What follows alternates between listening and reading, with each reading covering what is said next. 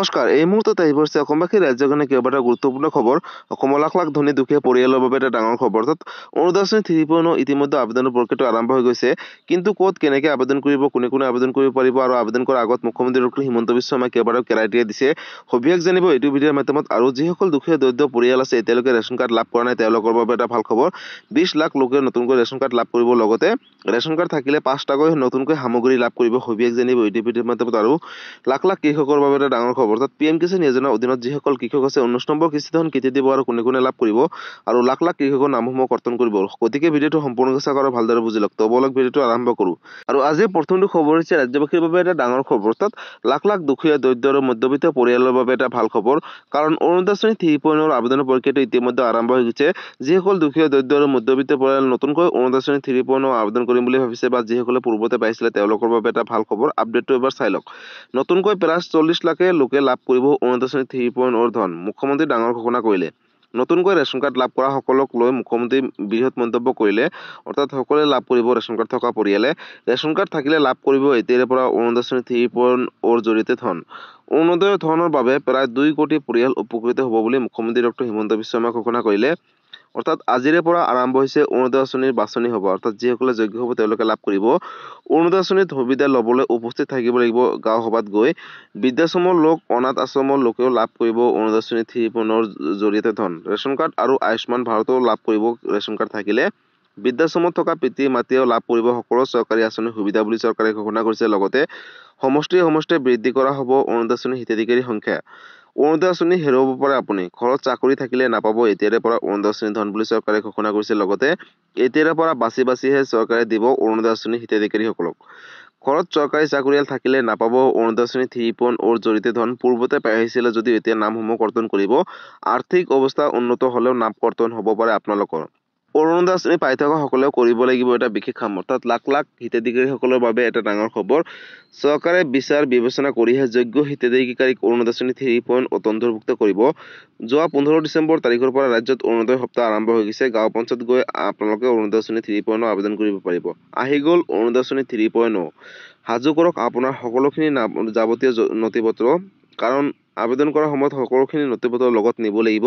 পূৰ্বে অৰুণোদয় আঁচনি লাভ কৰি থকা সকলেও কৰিব লাগিব নতুনকৈ নাম পঞ্জীয়ন। 15 ডিচেম্বৰ তাৰিখৰ পৰা 28 ডিচেম্বৰৰ ভিতৰত গাঁৱে গাঁৱে হ'ব অৰুণোদয় আঁচনি হিতাধিকাৰী বাছনি সভা। নতুনকৈ 37 লাখ হিতাধিকাৰীক দিয়া হ'ব অৰুণোদয় আঁচনি 3.0 অন্তৰ্ভুক্ত কৰিব। এই অৰুণোদয় আঁচনি সপ্তাহতে হিতাধিকাৰীসকলক নিৰ্বাচনৰ প্ৰক্ৰিয়া কৰিব বুলি চৰকাৰে ঘোষণা কৰিছে। লগতে গাঁও সভাত গৈ অৰুণোদয় আঁচনি 3.0 বাবে আপোনালোকে কৰিব লাগিব আবেদন। অফলাইনৰ মাধ্যমত আবেদন কৰিব লাগিব। গাঁৱে গাঁৱে অনুষ্ঠিত হ'ব এই সভা। অৰ্থাৎ গাঁও পঞ্চায়তত এখনকৈ সভা অনুষ্ঠিত হ'ব। অৰুণোদয় আঁচনি লাভ কৰিব হ'লে যোগদান কৰিব লাগিব গাঁও সভাত গৈ। আৰু অৰুণোদয় আঁচনি নোপোৱা লাখ লাখ মহিলাৰ বাবে এটা ভাল খবৰ। অৰ্থাৎ ডাঙৰ সিদ্ধান্ত গ্ৰহণ কৰিলে চৰকাৰে। প্ৰতিটো সমষ্টিতে বৃদ্ধি কৰিব অৰুণোদয় আঁচনি হিতাধিকাৰী বুলি ইতিমধ্যে মুখ্যমন্ত্ৰী ডক্টৰ হিমন্ত বিশ্ব শৰ্মাই ঘোষণা কৰিলে।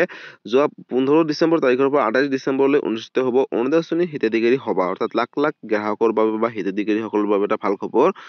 সকলোৱে এই সভাত উপস্থিত থকাৰ আহ্বান জনাইছে মুখ্যমন্ত্ৰী ডক্টৰ হিমন্ত বিশ্ব শৰ্মাই। পূৰ্বে অৰুণোদয় আঁচনি লাভ কৰা সকলেও নিজৰ নাম দিব লাগিব এই সভাত গৈ আৰু তেওঁলোকেও নিজৰ যাৱতীয় সকলোখিনি নথিপত্ৰ দিব লাগিব। এইবাৰ নাম বাদ পৰিলে বিধানসভা নিৰ্বাচন পৰ্যন্ত লাভ নকৰিব আৰু অৰুণোদয় আঁচনি ধন বুলি চৰকাৰে ঘোষণা কৰিছে।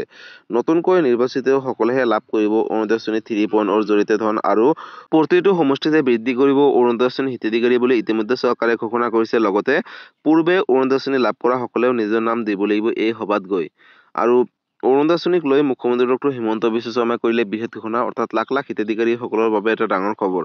এই কাম নকৰিলে বঞ্চিত হ'ব পাৰে আপোনালোকৰ অৰুণোদয় আঁচনি ধনৰ লাভৰ পৰা।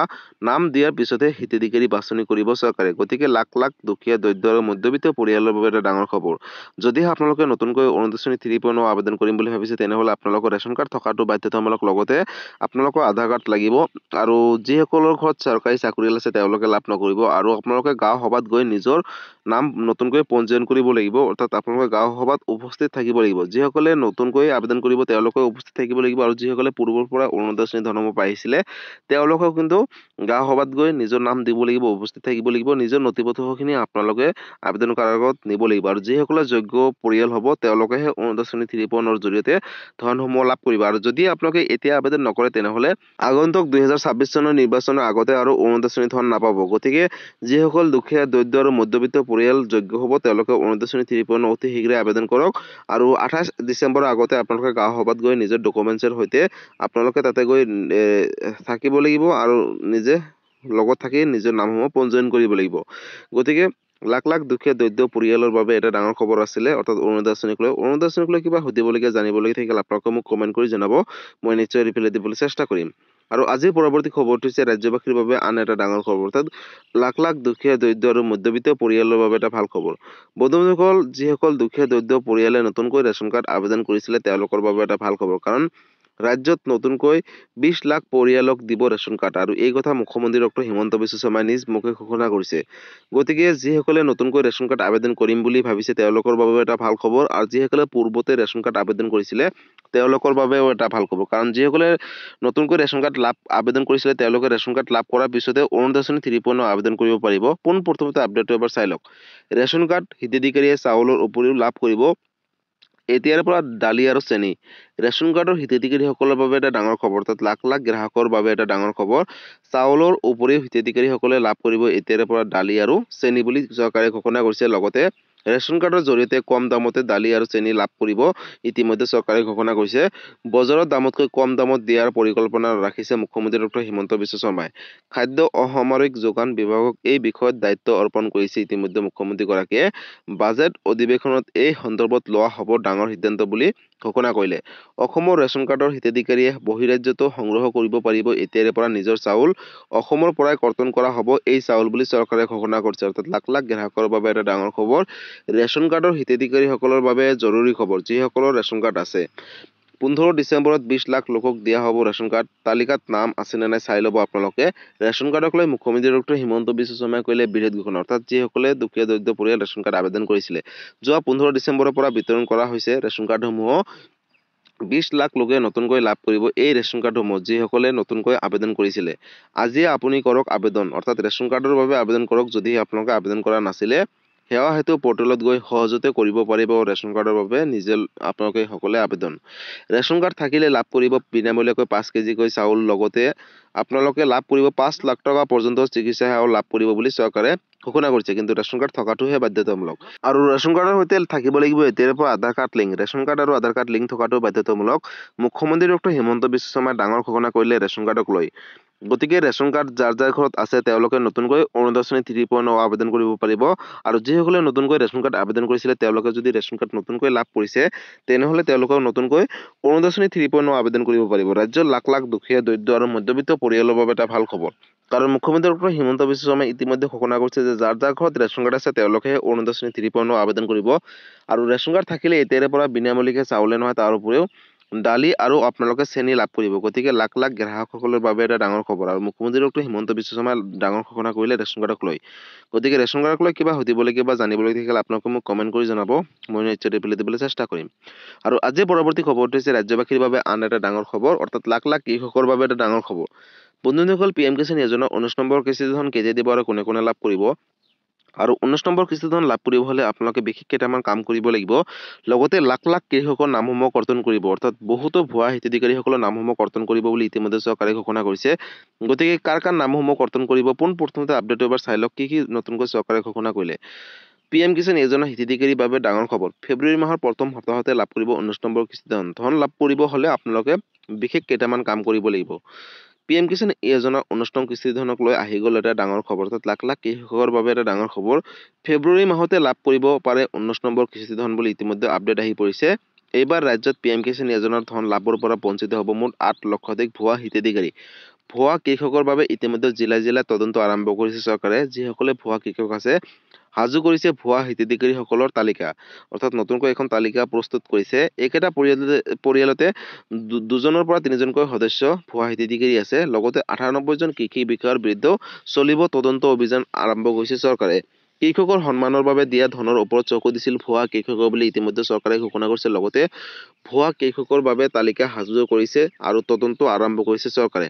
বৰপেটা জিলাত ধৰা পৰিছে সৰ্বাধিক ভুৱা কৃষক, অৰ্থাৎ লাখ লাখ কৃষক। বৰপেটা জিলাত 2,03,839 জন ভুৱা হিতাধিকাৰী আছে বুলি ইতিমধ্যে চৰকাৰে ঘোষণা কৰিলে। লগতে ইয়াৰ পিছতে দ্বিতীয় সৰ্বাধিক ভুৱা হিতাধিকাৰী আছে নগাঁও জিলাত। আৰু নগাঁও জিলাত আছে মুঠ 16,068 জন ভুৱা হিতাধিকাৰী বুলি ইতিমধ্যে চৰকাৰে ঘোষণা কৰিছে। লগতে ধুবুৰীত 61,318 জন ভুৱা হিতাধিকাৰী আছে পিএম কিষাণ যোজনাৰ অধীনত টকাসমূহ লাভ কৰি আহিছে। কামৰূপ গ্ৰামত 63,113 জন ভুৱা হিতাধিকাৰী আছে বুলি চৰকাৰে ঘোষণা কৰিছে। মুঠ 33খন জিলাত সৰ্বমুঠ ভুৱা কৃষক 8,44,672 জন আছে। আৰু দীৰ্ঘদিন ধৰি এইসকল ভুৱা হিতাধিকাৰীয়ে আত্মসাৎ কৰি আহিছিল কৃষক সন্মান যোজনাৰ ধন। ভুৱা প্ৰমাণিত হোৱাৰ পিছতে ঘূৰাই দিব লাগিব পিএম কিষাণ যোজনাৰ ধনসমূহ বুলি চৰকাৰে ঘোষণা কৰিছে। গতিকে লাখ লাখ কৃষকৰ বাবে এটা ডাঙৰ খবৰ। বন্ধুসকল, পূৰ্বতে যদি ভুৱা কৃষকসকলে টকাসমূহ লাভ কৰি আহিছিলে, কিন্তু এতিয়াৰ ক্ষেত্ৰতো নহ'ব, কাৰণ চৰকাৰে এতিয়াৰ পৰা বহুত কঠোৰ হৈছে। লাখ লাখ কৃষক অৰ্থাৎ 8 লাখাধিক ভুৱা কৃষকসকলৰ নামসমূহ কৰ্তন কৰিব। একেটা পৰিয়ালতো যদি 2জনৰ পৰা 3জনকৈ সদস্যই পিএম কিষাণ যোজনাৰ ধনসমূহ পাই আহিছিলে, তেনে ক্ষেত্ৰত এজনৰ নামহে থাকিব আৰু বাকী 2জনৰ নাম কৰ্তন কৰিব বুলি ইতিমধ্যে চৰকাৰে ঘোষণা কৰিছে। গতিকে পিএম কিষাণ যোজনাক লৈ এইটো এটা ডাঙৰ আপডেট আছে, অৰ্থাৎ লাখ লাখ কৃষকৰ বাবে এটা ডাঙৰ খবৰ। আৰু 19 নম্বৰ কিস্তি ধন লাভ কৰিব হ'লে আপোনালোকে ইকেৱাইচিসমূহ কমপ্লিট কৰিব, নিজৰ বেংকৰ লগত আধাৰ কাৰ্ডটো লিংক ৰাখিব আৰু মাটিৰ জমাবন্দীটো আপডেট দিব। তাৰপিছত আপোনালোকে 19 নম্বৰ কিস্তি ধন অহা ফেব্ৰুৱাৰী মাহত লাভ কৰিব। গতিকে বন্ধুসকল, আজি আছিলে পিএম কিষাণক লৈ এইটো এটা ডাঙৰ আপডেট। গতিকে বন্ধুসকল, আজি আছিলে এইটো এটা ইনফৰ্মেটিভ ভিডিঅ' আৰু গুৰুত্বপূৰ্ণ খবৰ। ভিডিঅ'টো চাই কেনেকুৱা পালে, যদি ভাল পালে চেনেলটোত নতুনকৈ আছে চেনেলটো ছাবস্ক্ৰাইব কৰিব, লাইক কৰিব। কিবা সুধিবলগীয়া বা জানিবলগীয়া আছে আপোনালোকে মোক কমেণ্ট কৰি জনাব, মই নিশ্চয় ৰিপ্লাই দিবলৈ চেষ্টা কৰিম। আৰু এই ভিডিঅ'টো আপোনালোকৰ সকলোৰে মাজলৈ শ্বেয়াৰ কৰি দিব। আৰু যদি ফেচবুক পেজৰ পৰা চাই আছে তেনেহ'লে ফেচবুক পেজটো ফ'ল' কৰিবলৈ নাপাহৰিব আৰু লগতে ফেচবুক পেজৰ পৰা সকলোৰে মাজলৈ শ্বেয়াৰ কৰি দিব। ধন্যবাদ। জয় আই অসম।